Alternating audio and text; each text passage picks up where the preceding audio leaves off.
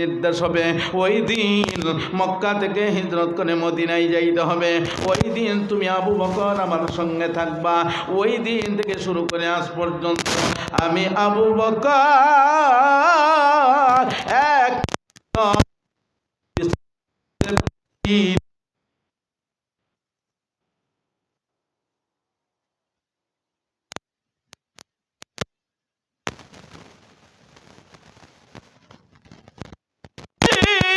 আমি যদি ঘুমায়া যাই, গভীর রাত্রে আইসা যদি আপনি আমাকে ডাকেন, আর যদি ওই সময় আমি ঘুমায়া থাকি, আপনি দাঁড়াইয়া দাঁড়াইয়া যদি কষ্ট করেন, আমার মালিক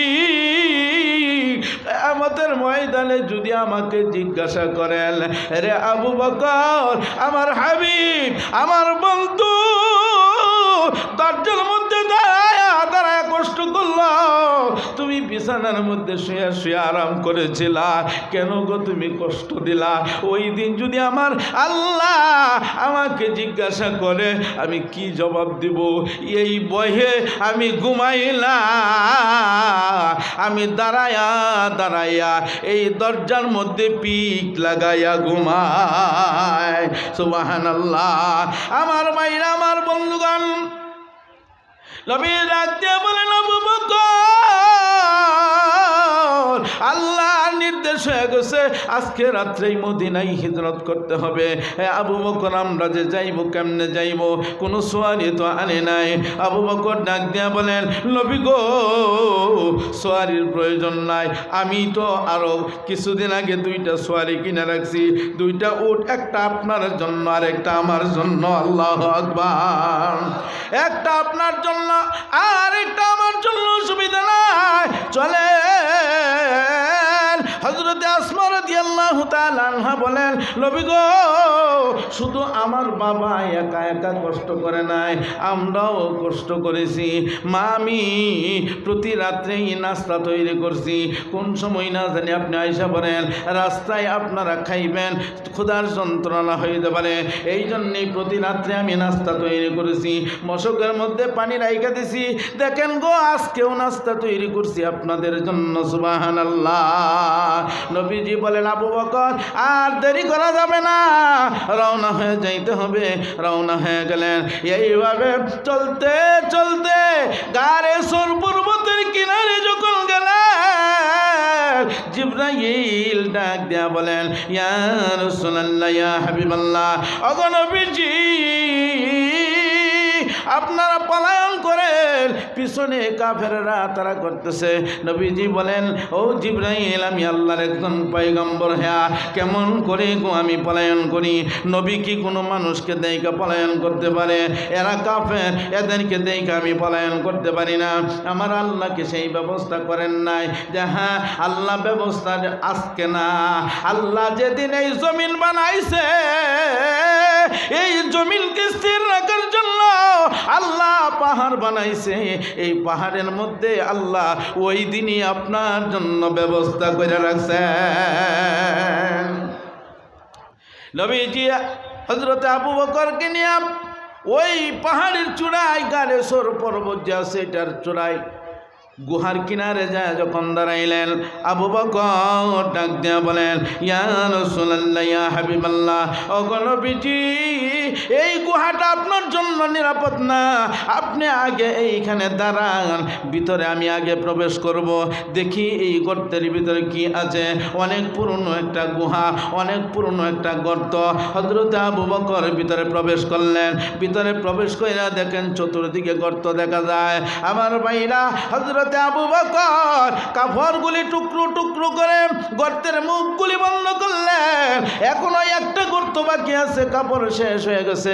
আবু বকর বলেন, অসুবিধা নাই, এই গর্তটা আমি আমার পা দিয়ে আটকায়া রাখবো, আমি আমার পা দিয়ে আটকায়া রাখবো। নবী গো এখন আপনি ভিতরে প্রবেশ করেন, অসুবিধা নাই, নিরাপদ এখন আপনার জন্য এই গুহাটা। নবীজি ভিতরে প্রবেশ করে ডাক দিয়ে বলেন, আবু বকর কয়েকদিন ধরে আমি অসুস্থ, শরীরটা আমার বড় ক্লান্ত, আমার একটু বিশ্রামের প্রয়োজন, তুমি বসো, তোমার উড়ুর মধ্যে মাথাটা লাগাইয়া আমি একটু ঘুমাই। নবীজি হজরতে আবু বকরের উড়োর মধ্যে মাথা দিয়া ঘুমায়া গেলেন। হজরতে আবু বকর গুহার মুখের দিকে তাকায় দেখেন কাফেরদের আনাগোনা। হজরতে আবু বকর ভয় পাইয়া গেলেন, ডাক দিলেন, ইয়া রাসূলুল্লাহ, ইয়া হাবিবাল্লাহ, ওগো নবীজি, ওই দেখেন পাহাড়ের গুহার মুখটার মধ্যে দেখা যায় কাফেরদের আনাগোনা, আমাদেরকে মনে হতেই খেলাইছে। নবীজি বলেন, হে আবু বকর, যে আল্লাহ আমাদেরকে মক্কা থেকে এই পর্যন্ত আনলেন, কাফেররা আমাদেরকে দেখলো না, সে আল্লাহ তো এখন আছেন, তারা কেমনে আমাদেরকে দেখবে? আবু বকর, যেই সময় আমরা এই গুহার ভিতরে প্রবেশ করেছিলাম ওই সময় এই গুহার মুখটা তো একেবারে ফাঁকা, খোলা ছিল। কি বলেন? একেবারে খোলা ছিল। এখন তাকায়া দেখো এটা তো আর খোলা নাই, মাকড়সার বাসা দিয়ে এটাকে বন্ধ করে দেওয়া হয়েছে। সুবহানাল্লাহ বলেন। শুধু বন্ধই করে দেওয়া হয় নাই, এটার মুখের মধ্যে ওই মাকড়সার বাসার উপরে কবুতর দেখো ডিম নিয়ে বসে রয়েছে।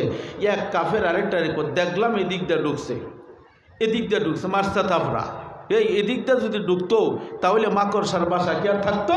এটা তো ভাইয়া যাইতো। এটাও তো কথা ঠিক আছে, কবুতরও তো আর এখানে থাকতো না। কিন্তু সমস্ত ক্ষমতার মালিককে জুড়ে বলেন আল্লাহ। আমার ভাইরা, আমার বন্ধুগণ, আল্লাহ স্বয়ং তাদেরকে নিরাপত্তা দিয়েছেন। আমার ভাইরা, হজরতে আবু বকর বলেন, ইয়া রাসূলুল্লাহ, ইয়া হাবিবাল্লাহ, আমি বুঝতে পারি নাই, আপনি আরামে ঘুমান, আমি আর আপনাকে ডাক দেব না। এইভাবে চলতে চলতে যখন কিছুক্ষণ হয়ে গেছে, আবু বকর ওই গর্তের মুখের মধ্যে পা দিয়ে আটকায় রাখছে। আবু বকর বুঝতে পারলেন গর্তের ভিতরে কিছু একটা আছে, পায়ের মধ্যে নাড়াচড়া করতেছে। যখন পায়ের মধ্যে নাড়াচড়া করে আবু বকর বলেন, আমি আমার জীবনটা দিয়ে দিব, এরপরেও আমি ওইখান থেকে পা সরাইব না। আমি যদি পা সরাই গো, গর্তের ভিতর থেকে সাপ বিচ্ছু বের হয়ে যদি আমার নবীকে আঘাত করে, আমি কেমন করে গো সহ্য করব? কিয়ামতের ময়দানে আমার আল্লাহ জিজ্ঞাসা করলে আমি আবু বকর তো জবাব দিতে পারবো না, আমি মরে যাইব, এরপরেও পা সরাইব না। দীর্ঘ সময় যাওয়ার পর হযরত আবু বকর পায়ের মধ্যে যখন আঘাত করলেন, আঘাত করার পরেও আবু বকর বলেন, বিষ খেয়ে আমি মরে যাইব, এরপরেও আমি পা সরাইব না। বিষ উঠতে উঠতে সারাটা শরীর নীল বর্ণ হয়ে গেছে। হযরত আবু বকর বিষের যন্ত্রণায় কান্না করে চোখের পানিগুলি ফানান, আস্তে আস্তে কান্না করেন, চোখের পানিগুলি মুছে মুছে অন্যদিকে ফালান। কিন্তু এক ফোঁটা পানি নবীর চেহারার মধ্যে যখন পড়ে গেলেন, নবীজি ঘুম ভেঙে গেলেন। নবীজি ঘুম ভেঙে গেলেন, ডাক দেয়া বলেন, আবু বকর,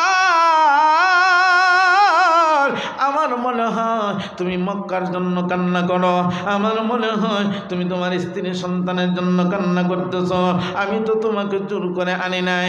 আবু বকর বলেন, নবী গো, আমি মক্কার জন্য কান্দি না, আমি আমার স্ত্রী সন্তানের জন্য কান্দি না। নবী গো, কান্দি বিষের যন্ত্রণা সইতে পারি না। আবু বকর গো, কিসের বিষের যন্ত্রণা? নবী গো, আমার পায়ের মধ্যে মনে হয় সাপে আঘাত করছে, আমার এই পায়ের মধ্যে সাপে আঘাত করার কারণে আমার সারাটা শরীর বিষাক্ত হয়ে গেছে। আবু বকর রে, আরো আগে কেন তুমি আমাকে ডাক দাও নাই? এত কষ্ট করতেছ কেন তুমি আমাকে ডাক দাও নাই? নবী গো, আপনার ঘুম আমি ভাঙাইতে পারি না, আপনাকে আমি আমার জীবনের চাইতেও বেশি ভালোবাসি, আপনাকে আমি আমার জীবনের চাইতেও বেশি মহাব্বত করি, এই জন্যেই আমি আপনাকে ডাক দেই নাই। আমার ভাইরা, আমার বন্ধুগণ, নবী ডাক দিয়ে বলেন, আবু বকর, পাটা একটু সরাও না গো। নবী পা যদি সরাই, সাপ বিচ্ছু বের হয়ে যদি আপনাকে আঘাত করে। নবীজি বলেন, আবু বকর, আমার আপন মানুষ মক্কার মানুষগুলি আমাকে চিনে নাই, গর্তের সাপ ঠিকই আমি নবীকে চিনে। পাটা সরাও। পা যখন সরাইলেন, গর্তের ভিতর থেকে সাপ বের হইয়া নবীকে সালাম দিয়া দিলেন। সুবহানাল্লাহ। নবী ডাক দিয়ে বলেন, গর্তের সাপ রে, আমার সাথী আবু বকর, কেমন করে রে আমার আবু বকরের পায়ের মধ্যে আঘাত করলি? সাপের জবান আমার আল্লাহ খুলে দিছে। সাপ ডাক দিয়া বলেন, নবী গো, আমি তাওরাতের মধ্যে শুনেছি আপনি মক্কার জমিনে আসবেন, মক্কা থেকে হিজরত করে আল্লাহর নির্দেশে আপনি মদিনায় যাইবেন। ওই দিন যাওয়ার সময় আপনি এই গুহার মধ্যে 3 দিন অবস্থান করবেন। এই জন্যে ওই দিন থেকে শুরু করে এই গুহাটা আমি দখল করে রেখে দিয়েছি। গর্তের চতুর্দিক আমি ছোটো ছোটো গর্ত বানাইছি। ওই গর্ত দিয়া আমার নিয়ত হলো সামনের সেই গর্ত দিয়া আমি আমার নবীর নুরানির চেহারাটা প্রাণ ভরে দেখব। ডান দিকের গর্ত দিয়া ডান চারটা দেখব, পিছনের গর্ত দিয়া পিছনের সাইডটা দেখব, বাম দিকের গর্ত দিয়া বাম সাইডটা দেখব। আল্লাহু আকবার।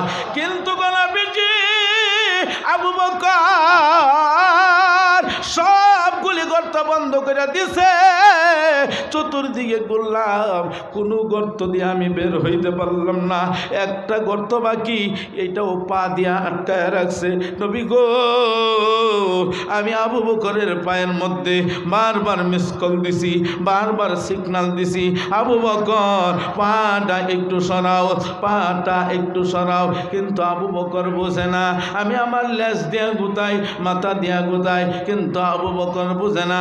শেষ পর্যন্ত পায়ের মধ্যে আঘাত করছি। এই জন্যেই আঘাত করছি, আপনার মুখের লালার মধ্যে আল্লাহ এমন ওষুধ, এমন মেডিসিন দিয়া দিছেন, যেই মেডিসিনটা লাগানোর সঙ্গে সঙ্গে আবু বকরের পায়ের ব্যথা দূর হয়ে যাবে। নবীজি লাগানোর সঙ্গে সঙ্গে ব্যথা চলে গেছে, ব্যথা আর নাই। আবু বকর, তোমার পায়ে কি ব্যথা আছে? নবী গো, পায়ে তো ব্যথা নাই। ওই আগে যে আমরা জার্নি করে আসলাম শরীরের বিষ ব্যথা, এই ব্যথা পর্যন্ত ভালো হয়ে গেছে। আরে আবু বকর মোহাব্বতে আমাকে দেখার জন্য গুহায় আশ্রয় নিয়েছে। অসুবিধা নাই, যাও, আমি মাফ করে দিছি, তুমিও মাফ করে দাও। আবু বকর বলেন, আমিও মাফ করে দিলাম। আবু বকর, চলো মদিনার উদ্দেশ্যে যাইতে হবে। আমার ভাইরা, আমার বন্ধুগণ আবু বকরকে নিয়ে রওনা হয়ে গেছেন। যাইতে যাইতে আবু বকরকে জিজ্ঞাসা করেন, আবু বকর আর কতটুক দূরে মদিনা? লাগো নবীজি, আর বেশি দূরে না, 5 থেকে 6 মাইল বাকি আছে। কিন্তু তাকায়া দেখেন, হাজার হাজার মানুষ দেখা যায়। মানুষগুলি মনে হয় আপনাকে রিসিভ করার জন্য আসতেছে। হাজার হাজার মানুষ দেখা যায়। এই মানুষগুলির কাছে আসলেন। কাছে আসার পরে সালাম দিলেন, আসসালামু আলাইকা ইয়া রাসূলুল্লাহ। ওগো নবীজি, আমরা আপনার সংবাদ শুনে আপনি আসতেছেন মদিনায়। এই সংবাদ শুনে আমরা 3 দিন যাবৎ এখানে দাঁড়ায়া রয়েছি আপনাকে রিসিভ করার জন্য। সুবহানাল্লাহ।